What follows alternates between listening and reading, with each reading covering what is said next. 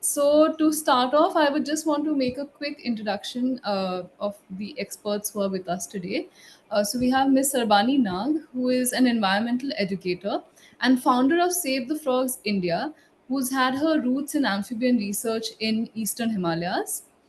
We have Dr. Karthikeyan Vasudevan, who is a chief scientist at CSIR, Center for Cellular and Molecular Biology. His research has emphasizes on endangered species, and he's played a key role in leading conservation initiatives and ecosystem preservation efforts. We have Dr. Preeti Hebbar as well with us, who is the assistant professor at Manipal Institute of Technology, Bengaluru, whose research explores landscape genetics and amphibian diversity in the Western Ghats. And lastly, we have Dr. Harikrishnan, who is the head of the Amphibian Recovery Project at Wildlife Trust of India.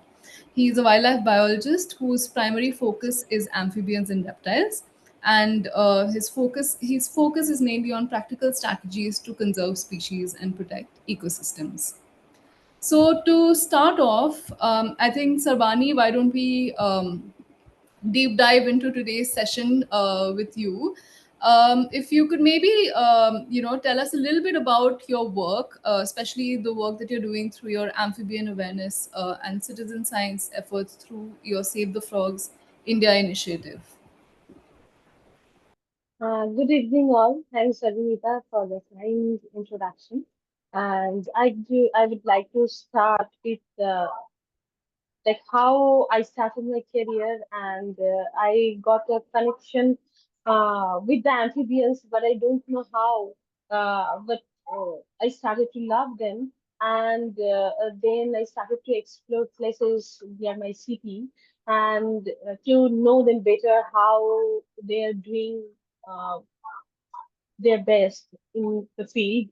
And then I moved to the Eastern Himalayas in Sikkim, and there I started doing an inventory in Pambanglo Wildlife Sanctuary, which is in East Sikkim. And that project was funded by FP. And after that, but I did not stop there after writing a report. I started educating people over there. So basically, probably you know that the Eastern Himalayas or the Himalayan regions is known for frog consumption and all. So educating them will help people to understand what is brought by not hunting the frogs at night, by let them do their uh, ecological functions and all. And after that, I was in Wildlife Institute of India working on salamanders in Darjeeling district. So, doing that work, I discovered a few new breeding habitats, and I interacted with a lot of local people, NGO, which are working together. And some people did not know what is a salamander, so I started some. Sessions with the local people in their own language so that I can better tell them what is what and how a salamander, what is the requirement of a salamander and why are they important, why is it unique. And it worked to a certain extent. So after leaving WII, did not actually stop working on the salamanders. Later, I was with a team of baby brothers, and then we discovered a new thing that a salamander talks. So our finding was published, and it was very important thing to discover how a salamander speaks. So, what is the importance of that? It's yet to be known.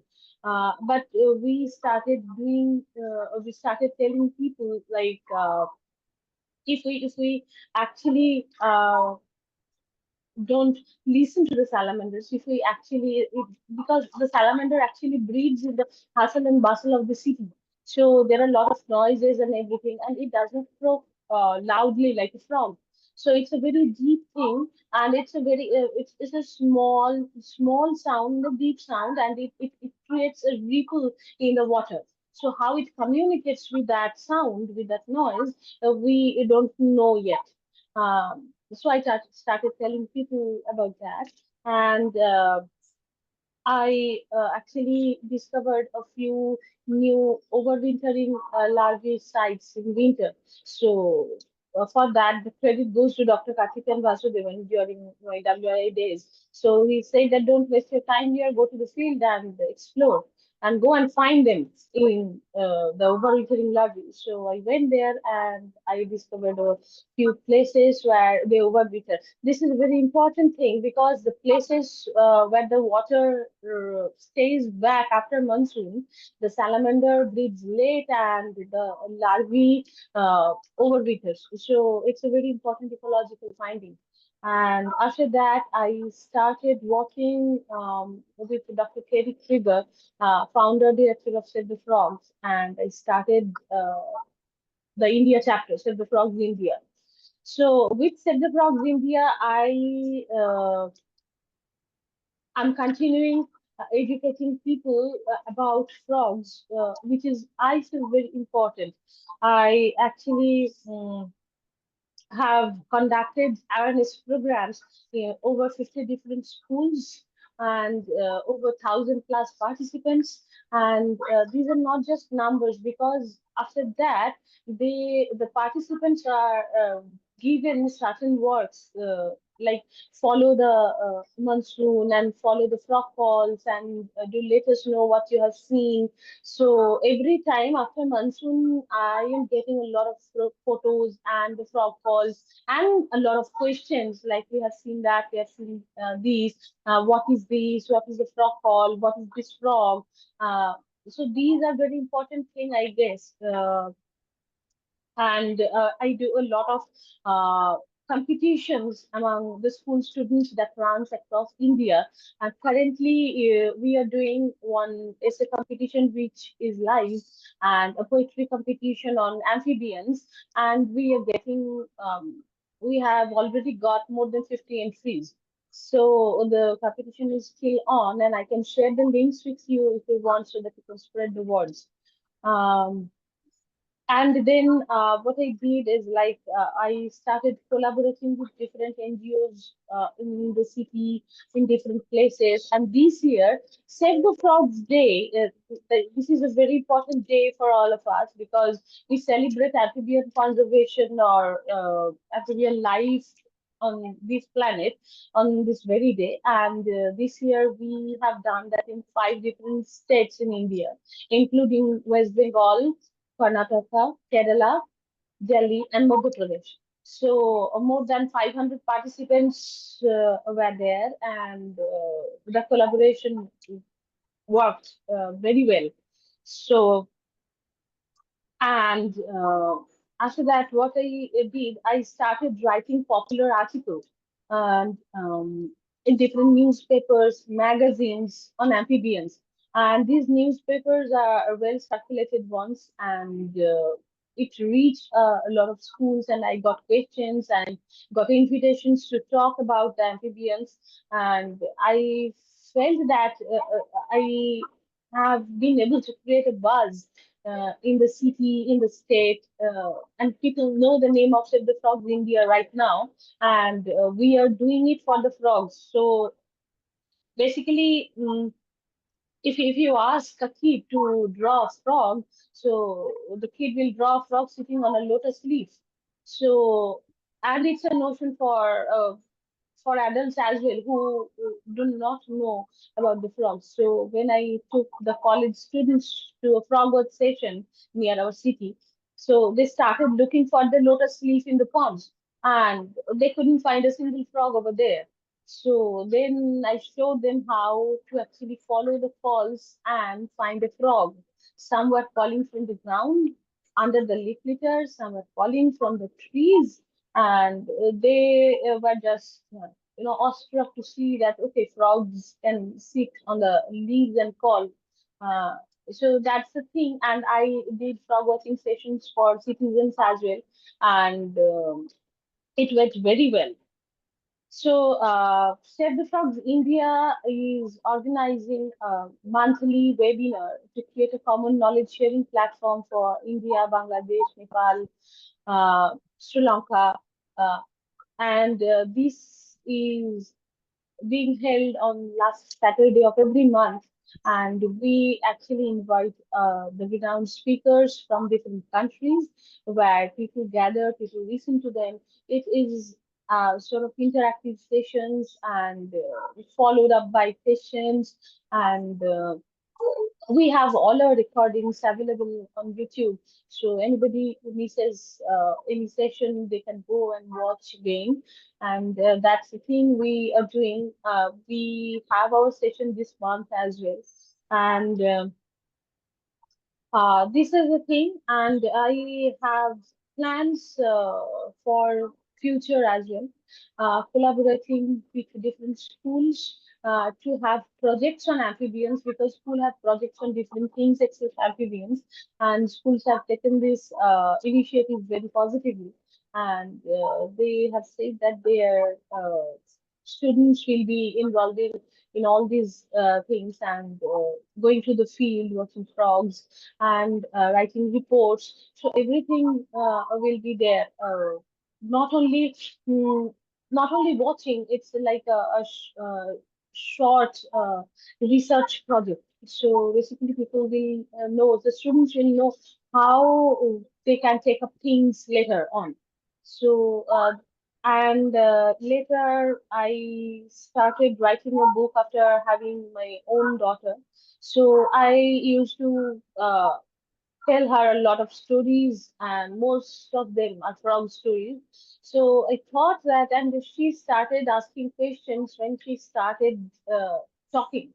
So I thought that I was inspired by her attitude, and I thought that I should write this story for all the toddlers and the preschoolers so that I can implant curiosity, a seed of curiosity in their subconscious so that they can start loving the little creature instead of saying, you, this is a frog. No, this is a cute little frog. That's the notion I wanted to change. So I came up with a story, and the book has been published. It's in Bengali because we lack such books in our own language. I have a plan to do it in a multilingual system later on.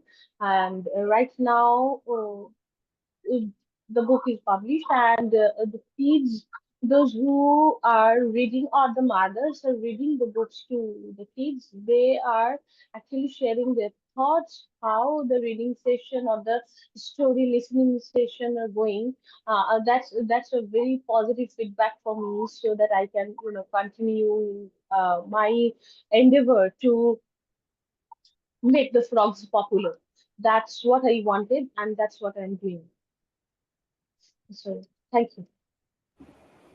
Thank you so much, Sarbani, for that insightful and very inspiring start to the session. Moving on to Dr. Karthikeyan. Sir, if you could help us understand a little bit more about the current status of amphibians in India and also the threats that are facing, threats of disease that they might be facing. Yeah, thanks, Anita and WTI for organizing this. This is a very important event marking the significance of amphibians in our lives and in our respective ecosystems where we live. So we are uh, basically trying to understand, share some of the information that has been gathered, some of the knowledge that we have. And it seems that amphibians are going through a very tough period. And this is the GA2, that is the Global Amphibian Assessment Report 2.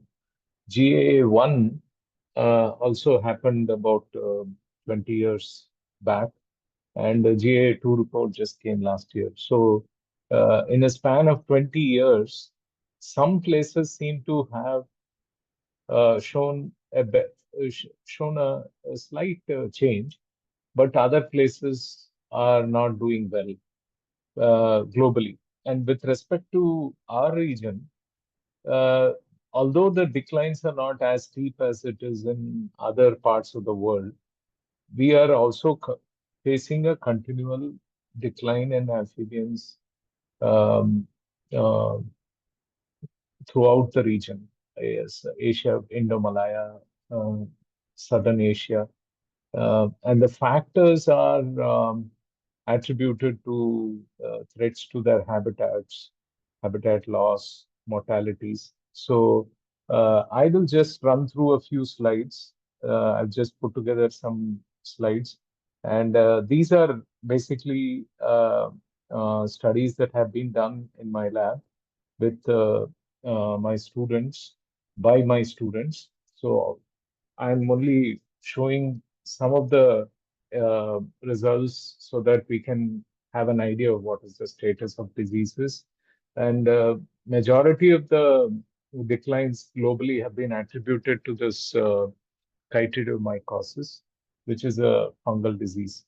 But in India, we don't know much about wildlife diseases, and amphibians are even uh, less investigated for any possible role of diseases. So my first encounter of a diseased frog was in 2009 when we got a call from the warden of Sonchiria Wildlife Sanctuary in Gwalior, where they found more than 300 frogs dying over a period of a week.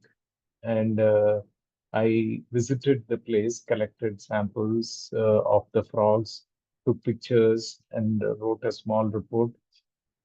And just like any other disease outbreak, we have no clue where it started, what actually happened, what is the pathogen. Because when I took it to veterinarians, they didn't know what to look for.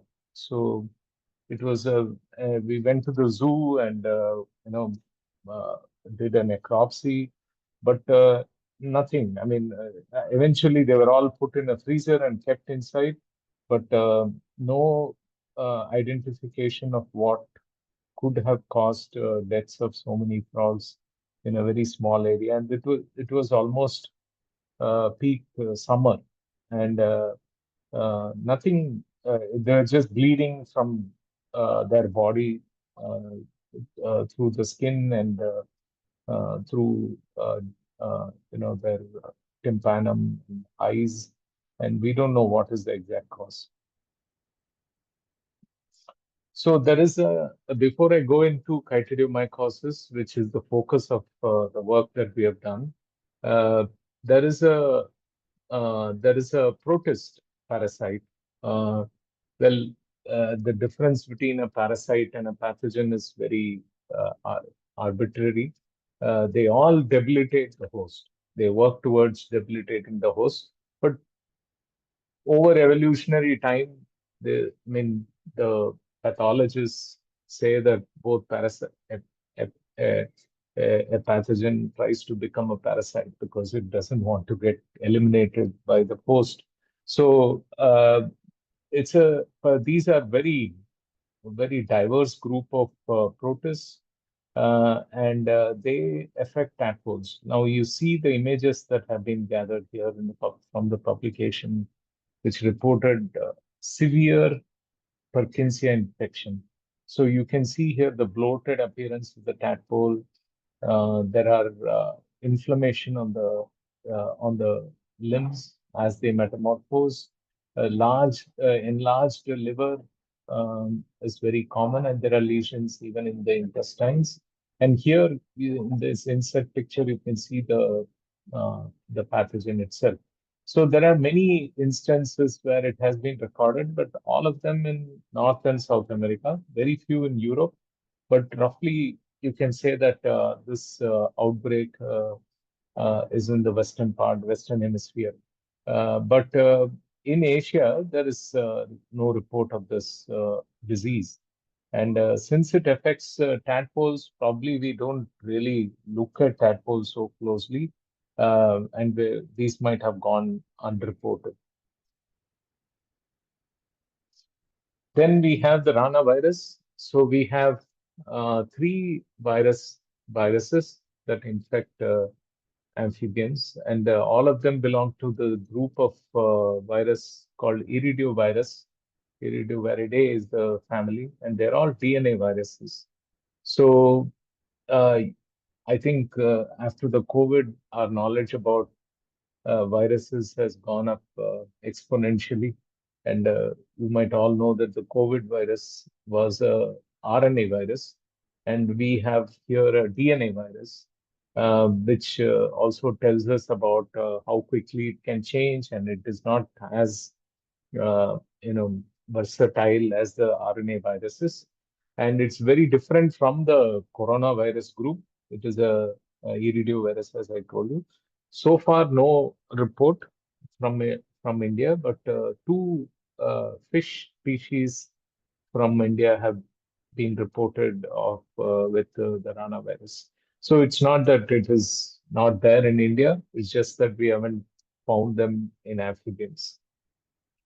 Now, the symptoms are, the reddening of the leg, and the animal gets bloated. And the image here is of a scanning electron microscopy of the structure of the virus inside the cell of the animal. So the virus targets adult frogs. And now coming to chytridomycosis, we all know this pathogen. It has spread globally through wildlife trade, probably from Asia. And we know that the Asian strain is ancestral to all the strains that have spread globally. So it was the frog leg trade that led to the spread of this pathogen globally. And we have two variants. One is the BD, which causes the disease in frogs. BSAL causes the disease in salamanders, the salamanders and newts. So now it's also known that BSAL might also have an Asian origin. So still not resolved completely, but more likely than not. So the life cycle of the pathogen is that it gets into the body of the animal through uh, their motile zoospores, and then drops the uh, hyphae, and then it grows on the skin and multiplies inside, and then with a tube it releases all the zoospores into the water. So it in even in Perkinsia you have a motile zoospore. So there is a good message to take that many of the pathogens that affect amphibians should have a life stage which is having a motile phase, because to infect successfully another host, they have to move. And this is the appearance of an infected frog. You can see skin sloughing out, falling apart. And this is the histological section of the skin. You can see the breaking away of the skin, and the zoosporangia located within the skin. So the spread of the disease clearly tells you that it has triggered decline in many groups of amphibians, particularly in South America, Australia. They have caused devastating effects. Over 50 species is known to have gone extinct already, and many of them are declining. And the primary reason is this disease. Other than causing mortality, we don't know what are the subclinical infections. But as you can see in this global map, the knowledge about PD from India and neighboring countries was not there at all till very recently. So we have been trying to fill up those gaps.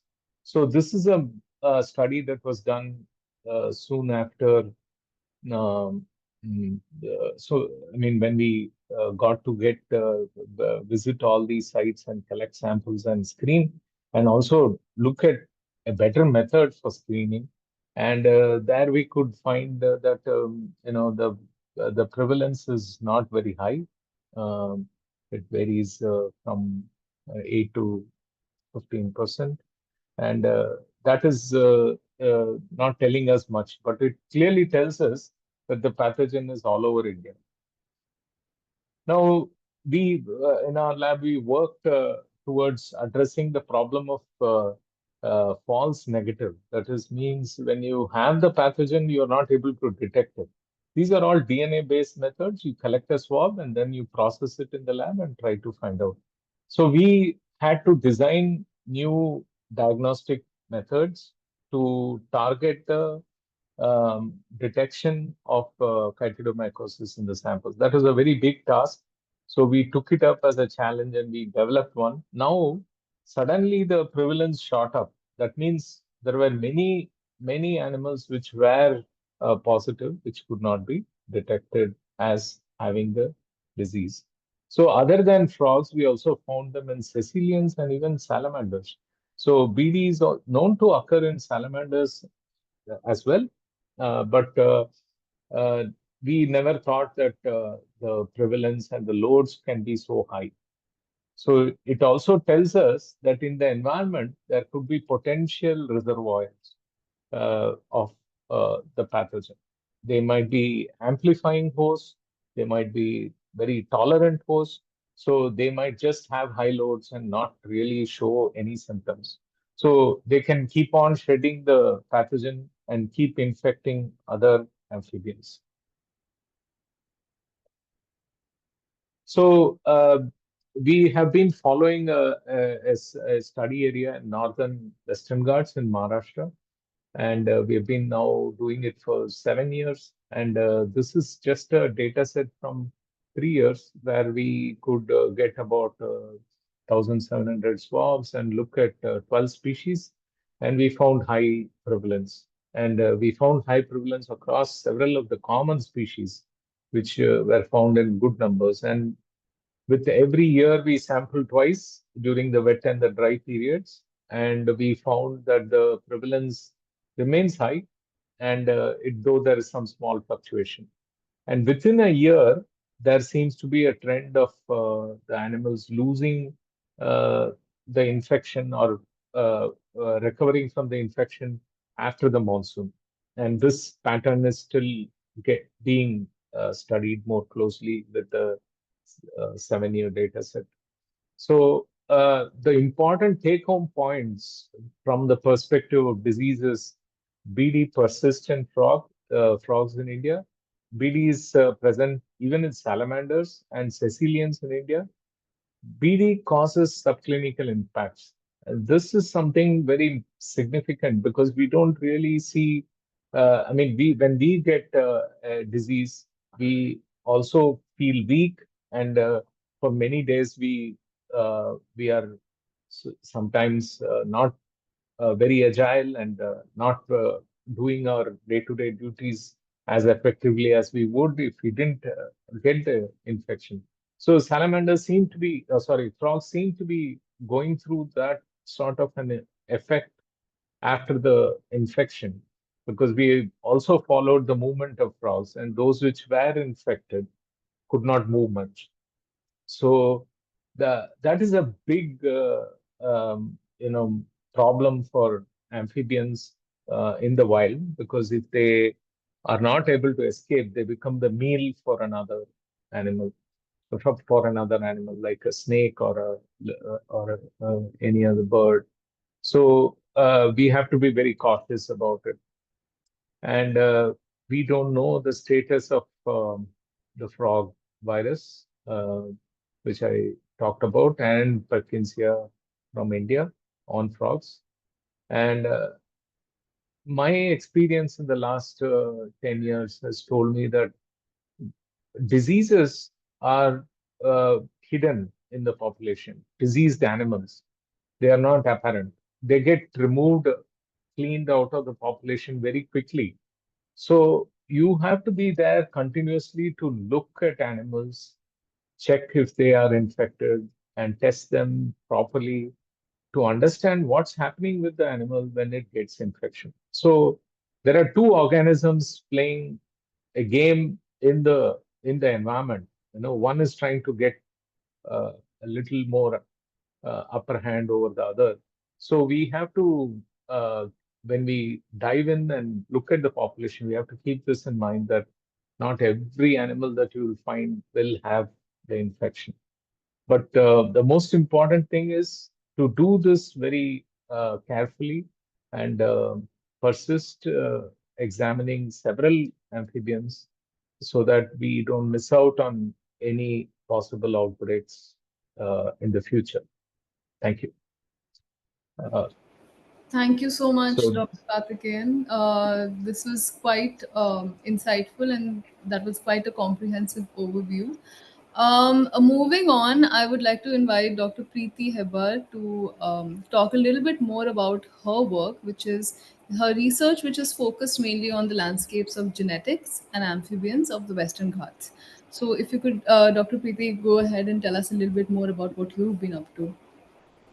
Thank you, Aranita. Thank you, WTF, for inviting me to give this talk. I am very excited. Hello, everyone. I am Dr. Preeti. I am an assistant professor at Manipal Institute of Technology, Manipal Academy of Higher Education, Bengaluru campus. I think we all know that India has a huge amphibian diversity. Is found everywhere, mostly concentrated in biodiversity hotspots that India has. And one of the major reasons India now has around 400 amphibians. I think it's increasing even every day by day. And one of the major reasons of amphibian discoveries has been molecular markers. Using molecular markers, we have been able to identify species and bring out new knowledge. So I have been working on amphibians from Western Ghats for the past 10 years or so. And today's talk, I'll be talking about three aspects of how molecular markers have been useful in understanding more about Western Ghats amphibians. Let me share my slides.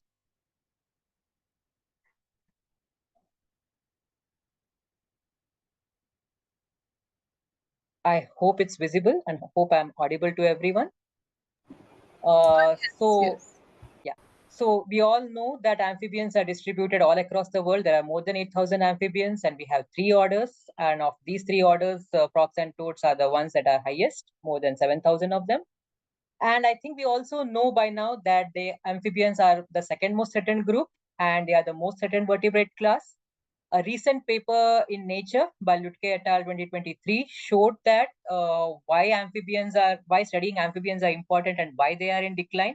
And this image, which I have taken from their paper, shows the threats, basically human-mediated threats like agriculture, pollution, mining are the major reasons for amphibian decline. This image is actually the number of species that are concentrated across the number of amphibian species that are concentrated across the world. And if you can see over there, sorry, and if you can see over there, India also has a high number of species. The red marks are the ones that are highest in highest amphibian species, and India is one of them. And in India, we have more than 400 amphibians, as I've already said, and mostly they are concentrated in biodiversity hotspot. I will be talking about Western Ghats, UNESCO World Heritage Site and a biodiversity hotspot in India, where I have been working from the past 10 years. We also know that Western Ghats also has high rate of deforestation and land use change, and an exceptionally high number of plants and animals you find over here. Some of the examples are the Cinderella amphila, which is a snail. There are plants. There are Myristica swamps, which are freshwater swamps. There are lion-tailed macaques. And when we talk about Western Ghats flora and fauna, we also talk about Western Ghats amphibians, which have a high diversity. More than 80% of these amphibians are endemic here in Western Ghats. There are two orders: frogs and toads and Sicilians. So, why Western Ghats? Because I come from Western Ghats. Recently, like 2 years back, I had published an article in a book called Women in Herpetology, where I had written about Western Ghat mountains and the amphibians found over there. Why I am interested in Western Ghats? Because I come from Western Ghats. My ancestral place is from a place called Manipal, which is close to Bhadra Wildlife Sanctuary near Chikmagalur. So I've always been exposed to Western Ghats. But for amphibians, I was exposed when I started my PhD work. So that's Western Ghats has been my inspiration for a long time. And my journey with amphibians from Western Ghats started with a species of a night frog called Nyctibatrachus kumbara. This is one of the endemic frogs from the Western Ghats, which you don't find anywhere else in the world. And this species called Nyctibatrachus kumbara was actually studied by Dr. Gururaja KV while he was understanding its breeding behavior. There was many unique things in this species. It had the females actually was doing a handstand. I think very few species do that. And this was the first time reported in this species. Most important part was the male, after the eggs were laid, the males were actually covering the eggs with the mud, and that's why we named it as Kumbara. But although the behavior, we knew that it was very different from the rest of the species, we still couldn't understand if it was a new species. And for that, we had to use molecular markers, and that's where my role was. This paper got published in 2014 in Zootaxa. And my role was to understand how this species was different from other species. And I used a technique called DNA barcoding, which is widely used to understand and differentiate species and discover new species. So basically, we collect the tissues in the field, store it in ethanol, and then we extract the DNA out of it. And then we use certain chemicals and certain parameters like PCR to run it, to amplify it. And then we give it to a sequencer to get the DNA out of it. If you can see on the bottom left part, there is a chromatogram over there, and it has the ATGC data with it. So we collect this data, we collect this ATGC from each species, and then compare it across the species. This is just a representative to show how we compare it. And based on the differences in this ATGC, we finally say that we use certain statistics, certain parameters to differentiate it, and come up with the theory saying that this is different from the rest of the species. Now, this is just one axis. We definitely have other axes to find out whether it's a new species or not. For example, morphology, acoustics, behavior. But molecular markers have also been useful in delimiting species. And that's where my role was in understanding and discovering this species from the Western Ghats. So that was number one, where I discovered Nyctibatrachus kumbara from Western Ghats along with Guru Raja and his team members.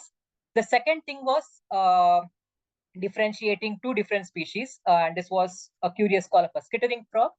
This paper got published in 2016. We call it as Euphlyctis karawali. And C.R. Nayak over here, he is from Karnataka Forest Department. He actually called Guru Raja and me and said that I think there is a species which calls very differently. And he gave us this call. And we initially thought he was mistaken. It was not a frog. It should be a kingfisher, because the call was exactly identical with the white-throated kingfisher. And then we went to field with him and along with other team members. And then we took the tissue of this frog, which you can see over here, and then compared, as I showed you before, compared with other species, and finally figured out that yes, it was indeed a species, indeed a frog that had a similar call like a kingfisher. And using molecular markers, we figured out that it was actually very new species, which was at the backyard of our place. And then it was discovered from the west coast of India, hence we called it as Karawali. The third example of how using DNA barcoding, using molecular markers, we discovered a new species.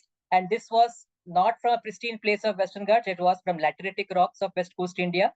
Together, we did this work with Ramit Singhal, who was actually doing a referred project at that time called My Place, My Laterite, My Habitat, where he was looking for amphibians from laterite habitats. And he invited me and Guru to look into some of the amphibians. And there we actually got a new species, which you can see over here, called microhydroliterite, using the same technique of DNA barcoding. This was important from a conservation point of view because most of the time laterite regions are considered as wastelands. As you can see here, most of the times they are used for dumping garbage, for mining, for building new houses, or for acacia plantations. So I think discovering microhydroliterite from this region using molecular markers was actually very helpful from a conservation point of view. The next part where I'm giving example of how molecular markers have been useful for my studies is actually understanding the distribution range. And over here you can see this frog called Nyctibatrachus jogue, which was actually discovered in 2011 by Biju et al. You can see the paper over there. And in his paper, he said that it is point endemic. It is found only from jogue falls and some small areas near jogue falls. You can find it nowhere else. So while doing my PhD work, I was sampling multiple river basins. Sharavati is one such river basin in Karnataka. And I was sampling other river basins. And after using and collecting tissues and doing the DNA extraction and comparing it with other species, I figured out that actually this species is not closely, like not point endemic, but it's found in multiple river basins. And how did I do that?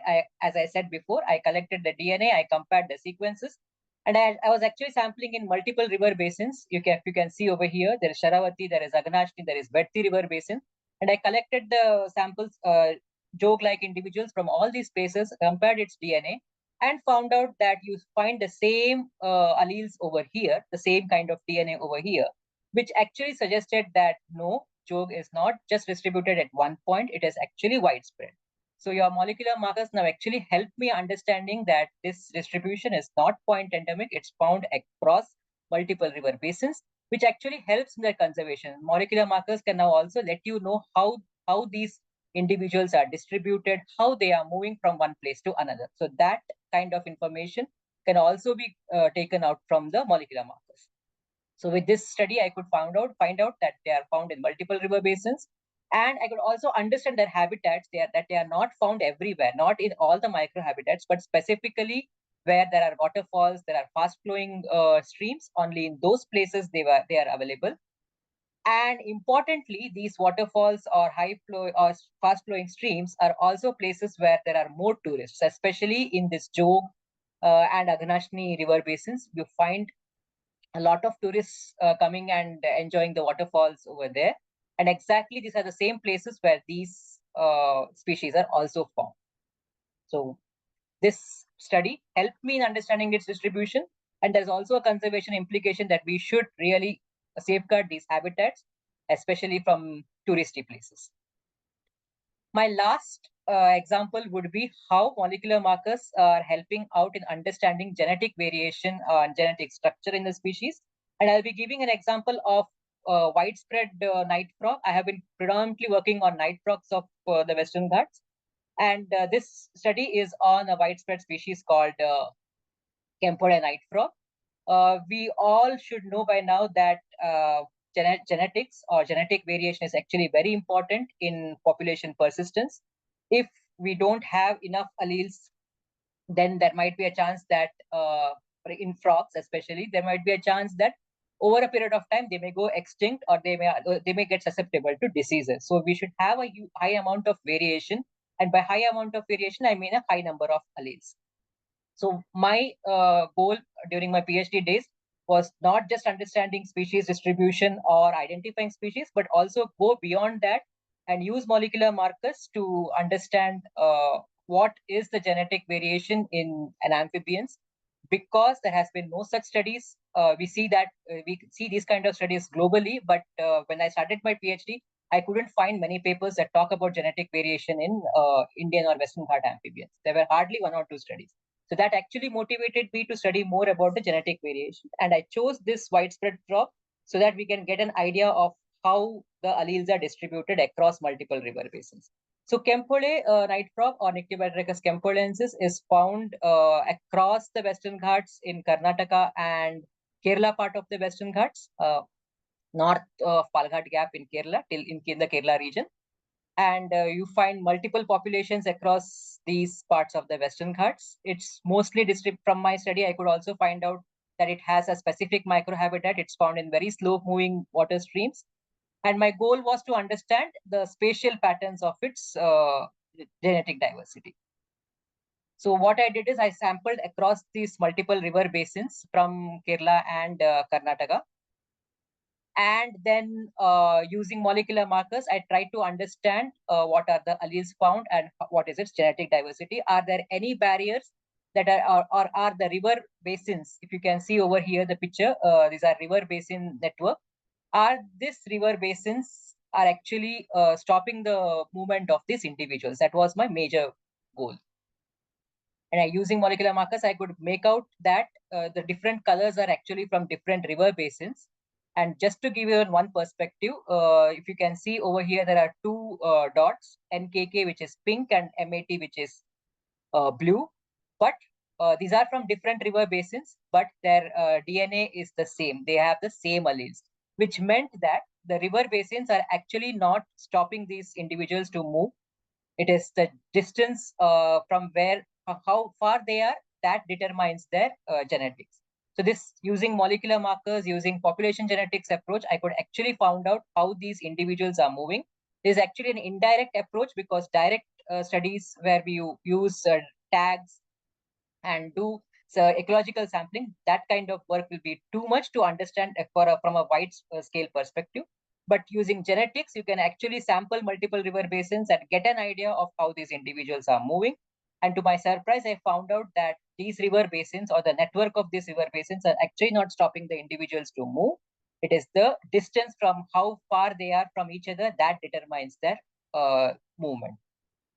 This paper got published in 2024 in Conservation Genetics. So to conclude my story over here, molecular markers are extremely essential in understanding amphibians. Especially, they have helped in identifying new species. They can also give an idea about how the amphibians are distributed, that can help in understanding in their conservation. And lastly, using population genetic approach, conservation genetic approach, we can identify the alleles and find out how they are moving and what is their population level variation.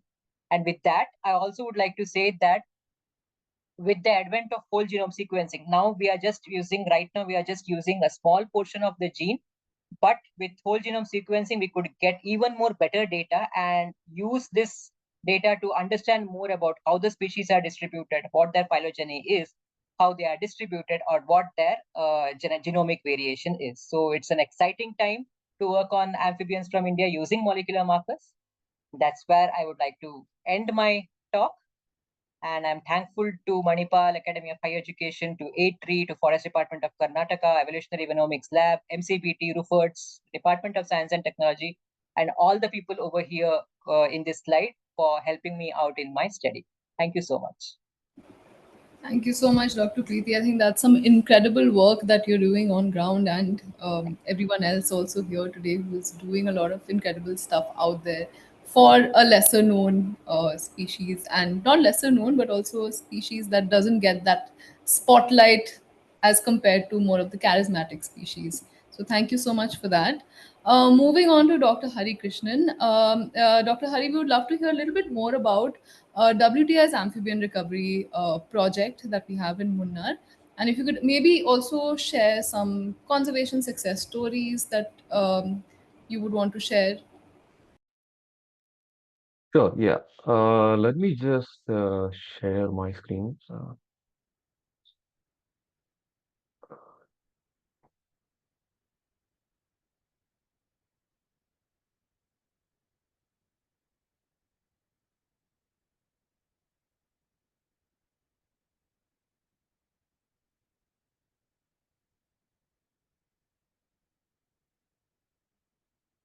That's visible?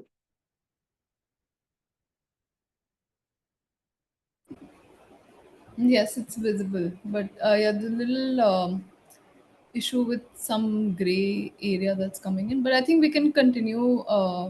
It's Yeah, not. I think your text is not getting covered, so we can maybe proceed. sure. Yeah. No, there is not much to read anyway, that's fine. So, yeah, uh, thank you, everyone. So, I am heading the amphibian recovery project in Munnar, which is initiated by WTI back in 2021. So, in this presentation, I'll just try to give a general, overview of the project, what we've been trying to do here. And this is our entire team, field team, and the program teams. Uh, so Dr. Karthik's already talked about the status of the amphibians, the global amphibian assessment. And one of the interesting results from that is how many endangered and threatened species basically we have in the country. It's quite a high number. Um, and then how many conservation focused projects we have on amphibians, that's quite a low number. So it was absolutely necessary to do something about this situation. And the amphibian recovery project was started almost around the same time when this assessment was happening. So that was a lucky coincidence. But here we have this project, focusing in Munnar. Uh, so, from one of the slides that Dr. Preeti showed, if you look at the major causes of amphibian decline, the graph that showed the decline, the causes of decline, a lot of those belong to basically uh, habitat loss, different forms of habitat loss. And this is true, especially for the Western Ghats. Like here we have these studies that have looked at how the forests of Western Ghats have changed over the last 100 years or so. I mean, there's massive amount of, loss of primary forest, especially in the lower elevations. And then if you look at the state of Kerala from this particular study, it shows that change in vegetation that's happened from 1973 to 2016. So you see that, you know, a lot of the lowland forest is completely gone, and now we have forest in the higher elevations in the Western Ghats, especially in the southern Western Ghats, right?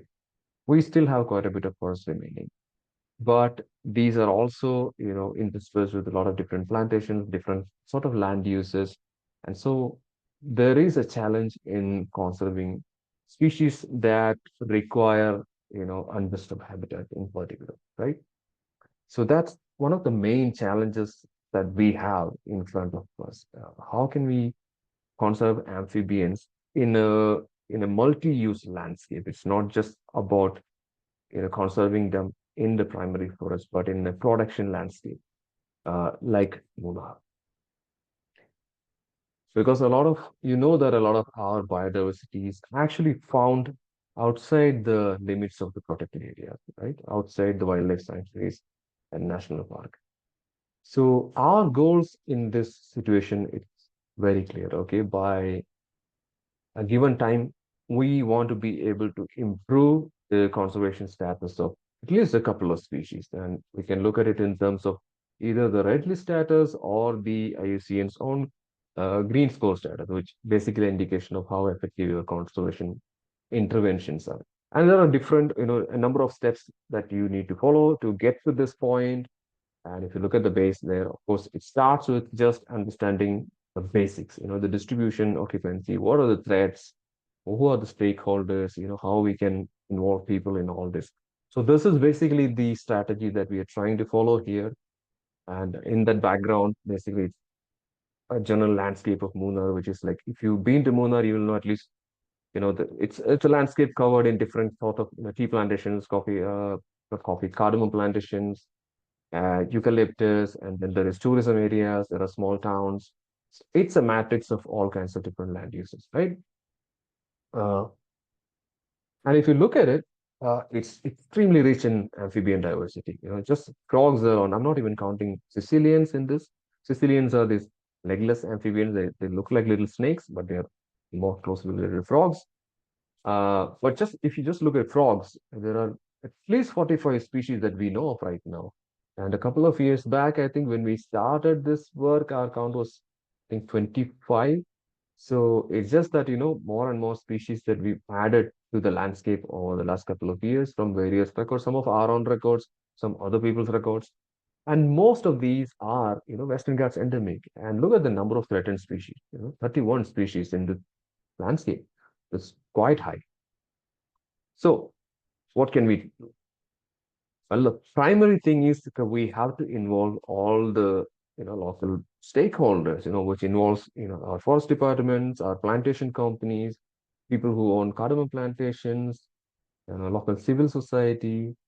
And so a lot of the early part of our work focused on building these relationships. For example, now we have a working agreement with the Anamuli Forest Development part of the wildlife division of the Munnar, the Kerala Forest Department. Uh, we also have the continuous support of the Kanandeva Hills Plantation Company, which is one of the largest, landholders in Munnar in terms of area and the number of tea plantations under their control. And they also, the High Range Wildlife and Environment Protection Association, or HRW and EPA, is also formed by the same group for the protection of biodiversity in this area. So we have their support also. And we also have a couple of estates like the Windermere Estate and Blackberry Hills, which is more of a tourism-oriented property. Um, but otherwise also having cardamom plantations. In fact, the Windermere Estate is one of the first ones where we started our work when there was a rapid action project fund to start an amphibian breeding pond within the plantation. That's one of the first activities of this project, the beginnings of the project, basically. And those are areas that we are still monitoring. Uh, so we built up the local support, but there is still a lot to go. We still need to engage the panchayat, the rest of the local civil society. And these are all things that we are trying to do in the near future. But basically now we try to collect all sorts of information on some of our, the focal species, like if we are doing surveys across this landscape, we try to find out, okay, where are these, habitats distributed. You know that a lot of these amphibian habitats are no longer continuous, right? They occur in small patches, patch of forest here, a stream there, a swamp there. So we try to identify these areas and try and to survey those areas, find out how many of these patches have our threatened species. So and then collect all this baseline information, including potential threats to the species. For example, we looked at the animal gliding frog or the Kerala swamp tree frog. We found that the animal gliding frog is on almost 75% of all the surveyed sites, but the Kerala swamp frog, 40% of the sites have the species. So, and it is considered an endangered species, right? So now we are looking at how we can monitor those key sites, maybe try and improve those areas. So those will be our focus. And we also look at other species like the high elevation species, the somewhat famous resplendent bush frog or grass frog would be the more appropriate name because it's so specific to the grasslands of the higher elevation, the shola grasslands, right? Whereas the shola night frog, another endangered species, it's only found in the streams within those mountain evergreen forests. Completely different ecologies, but at the higher elevations. So we don't know much about these guys. We only know where they're found at the moment. So we're trying to look at what could be the potential threats to these species because they only occur in a very small area, right? And we do know that climate change could be a big factor for these guys because of the elevation and the temperature requirements of this species, right? And like Dr. Karthik mentioned, we also look at threats, in terms of diseases. So we've been keeping an eye on uh, diseases, especially the BD or chytridomycosis in the landscape. But the good news is that, like he said, we don't have any cases of infections where the frogs actually sick or dying from the fungus, although it's present throughout the landscape. And it's not just for our target species, like a few that we are focusing on. We're also looking at, the spinular night frog, which is a huge night frog that's found in forested streams in this area. Or all this tiny little beautiful dancing frog, Micrixalis adonis. Both of these are sort of high risk groups for BD, but we keep an eye out. So we keep monitoring them through the year and for hopefully for several years to continue. In case there is an outbreak, we want to catch it early. And then the other aspect is like I mentioned, how can we make the plantations more amphibian friendly, more biodiversity friendly in general? Now, this is an effort that we focus mostly on the cardamom plantation side because of the way in which cardamom plantations are managed. There are some studies from nearby areas, just south of Munnar, the Cardamom Hills, that suggest an extremely high loads of pesticides in soil and water in these regions. And we don't know what impact this will have on amphibians in particular. So we're just trying to figure out ways in which especially small scale farmers, can make these farms more biodiversity friendly or frog friendly, but at the same time maintain them at a profitable level. So this is a tricky process. We're trying to, generate some guidelines and then trying out some of these strategies with the Windermere Estates cardamom plantations. We've been trying this for the last several months now, and within a year or so, we should have some interesting results. Then we can hope is that we can actually show those results to other plantation owners and then convince them to adopt similar strategies. Uh, and apart from that, we try to figure out which areas need intervention, especially if you identify a small patch of, let's say, a small patch of forest where the endangered species like the Bedomyxalus bijui is found. So how can we improve that habitat in terms of the breeding success of the species or improve the population size? So we try and create, like, let's say, improve the water availability within that region. So this is a pond that we made in that particular site, especially for Rhacophorus pseudomalabaricus, not targeted for Bedomyxalus because its ecology is somewhat different. It needs it seems to require more of a swampy sort of system. So for that species, our strategy will have to be protection and improvement of swamp habitat, which is a little more difficult to do. But we try and do this. This is like a trial that we've been uh, doing over the last 1 year or so. And if this is successful, if we see that this is actually helping the species breed in higher numbers, then we'll probably try and scale it up through the KDSP plantations and take it to other potential companies also. Uh, and the other aspect of it is, of course, capacity building and sensitization of people. So we conduct, several events for students and any interested people. We conducted workshops for the forest department personnel, produce material, try and give support to local conservation initiatives. Like we give some small grants, where people want to create like an amphibian habitat in their property. So all this we've been doing over the last couple of years.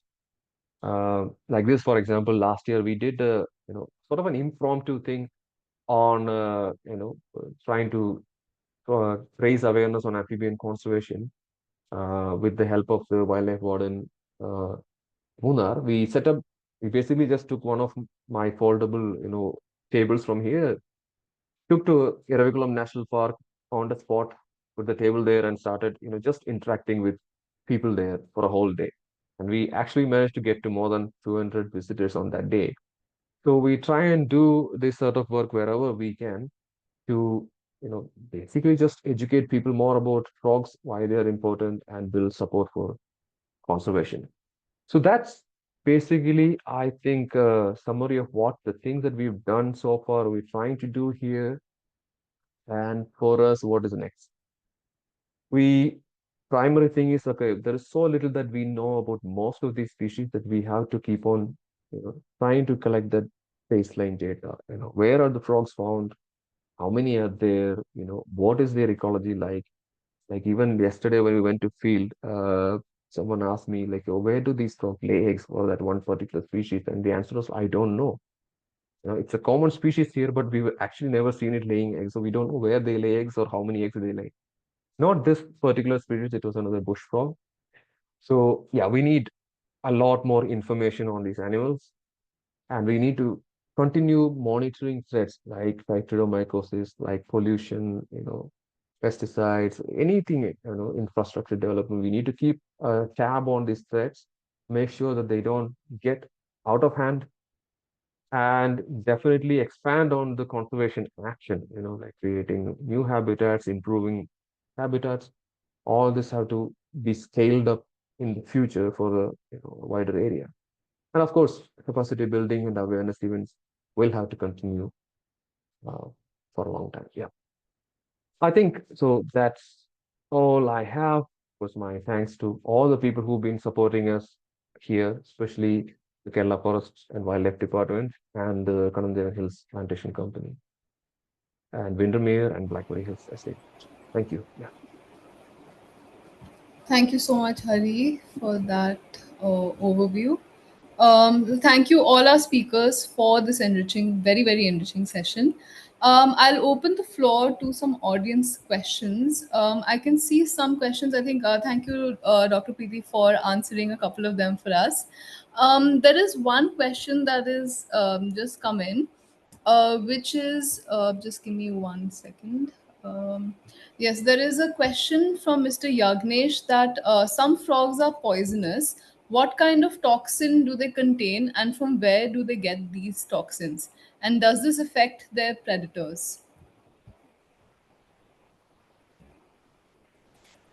Dr. Karthikeyan, would you want to answer this question? Yeah, I think Preeti has already replied. Yeah, just to elaborate on that, we have, I mean, these toxins are sequestered by the animal.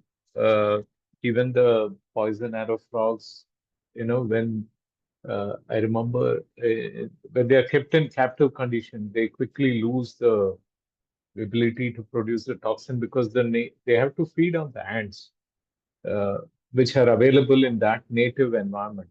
So they don't produce um, the the toxins if they don't eat the food which has the precursor to the toxin. Okay, thank you. There's another question which is about galaxy frogs and if they are poisonous as they have dark and varied color on their body. I don't think so. At least I don't think anybody has tested, see whether they're toxic.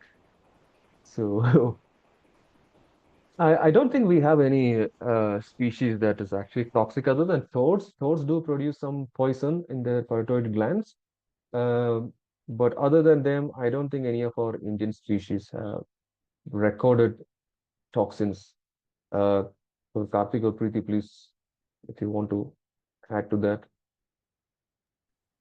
I would be curious to know what is there in ichthyophis, what is there in salamanders, because in the Northeast, people eat frogs and they skin the salamander and eat the salamander. They don't eat the salamander with the skin. So there are certain frogs they skin and eat it. So there is a tendency to avoid the skin, and the skin is full of very rich peptides and I mean that could be toxic. So Sicilians, we don't know. No, nobody has tried. I think from Western Ghats also we have this peptides that was discovered from the fungoid frog, right? The urumin. So I think that's one Mhm. example. But apart from that, mostly toads are only the ones that have this poisonous secretion. So there is another question from Mr. Deepak Nayak regarding are there any better suggestions to diagnose disease threats of amphibians? Just observe. I think many of us don't think that wild animals can have diseases. Uh, we, I mean, the concept has to seep in that they might also be exposed to diseases. Yes, very few animals that are having disease would survive. Therefore, the whole approach is to make observations which are repeated and look at very different behaviors where, like, I've noticed some frogs seek even a small patch of sunlight and bask on a rock where there is a spot of sunlight. I would be interested to go and approach and find out why it is doing so. So if it doesn't move properly, if it kind of does a very sloppy hop or sloppy leap, we have to be watchful of these things, and that's when you start investigating. And there are many ways to detect diseases, and it's not too expensive or too difficult to do it. Okay, we have another question about why in Western Ghats do we not have salamanders? Dr. Preeti, would you want to answer this? From what I understand, salamanders or newts they like cold areas or temperate areas. Western Ghats, it's a tropical region, right? So that's what my understanding is. That's the reason maybe they are not found in Western Ghats. But we do have newts up in the Himalayas. I think Karthikeyan, sir, you would be a better person to answer that. Uh, I think, many of the Western Himalayan elements are there in Western Ghats. Like you have that rhododendron and, the uh, tar, Nilgiri tar, which is related to the Himalayan tar. But you don't have much from the northeast. So the salamanders are more oriental, more towards the uh, Indo-China region. And there is a huge geographic barrier, right? The dry parts of central India. I don't think they ever moved southwards into Western Ghats. But in this, like you see South America, you find salamanders even in tropical areas. But here, I think just because they could never colonize, they could never uh, reach this part of, uh, the forested areas.